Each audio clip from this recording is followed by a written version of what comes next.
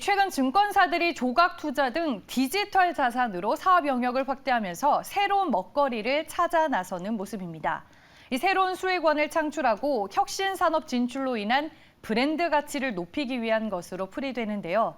일각에서는 기존 업체와의 협약이 아닌 증권사 스스로 신사업에 진출해야 한다는 목소리가 나오고 있습니다. 조문경 기자의 보도입니다. 올해만 5개의 조각 투자 기업과 업무 협약을 체결한 키움증권. 태사, 뮤직하우, 카사 등 미술품과 음악 저작권, 그리고 부동산 조각 투자 기업들과 업무 협약을 맺으며 사업 영역을 디지털 자산으로 확대하고 있습니다.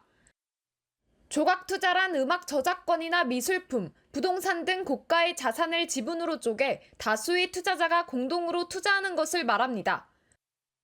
SK증권도 디지털 자산 사업에 뛰어들고 있습니다. 부동산 조각 투자 기업 펌블과 미술품 조각 투자 기업 열매 컴퍼니와 업무 협약을 하는가 하면 지난 12일에는 디지털 자산 수탁 기업 인피닛 블록에 지분을 투자했는데 향후 증권형 토큰과 NFT 발행 등의 사업에서 협업할 방침입니다. 이 밖에 미래에셋증권도 부동산 조각 투자 플랫폼 카사와 업무 협약을 맺는가 하면 KB증권도 지난달 말 SKCNC와 디지털 자산 플랫폼 개발 업무 협약을 체결했습니다. 최근 증권사들이 너도나도 디지털 자산 산업에 진출하는 것은 신사업 진출을 통해 새로운 수익원을 창출하고 혁신 사업 진출로 인한 브랜드 마케팅 효과를 위한 것으로 분석됩니다. 다만 조각 투자가 가능해지는 증권형 토큰 사업에 기존 업체와 업무 협약을 맺는 것에 대한 우려의 목소리가 나옵니다. 조각 투자 기업과 협업하는 것보다는 증권사 스스로 사업에 진출하는 것이 유리하다는 겁니다.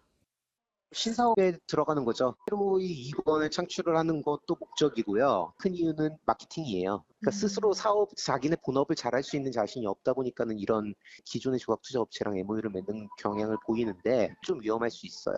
뭐 시세 조작이라든지 자전거래라든지 뭐 이런 의혹들을 받고 있거든요. 플랫폼과 함께 증권형 코인을 발행했을 때 시세 조작이나 자전거래 등이 발생할 경우 증권사에게도 법적 책임이 따르므로 브랜드 가치가 훼손될 수 있다는 설명입니다. 증권사들이 디지털 자산 산업에 줄줄이 뛰어들고 있는 가운데 신사업 선점을 위한 경쟁은 더 치열해질 전망입니다. 매일경제TV 조문경입니다.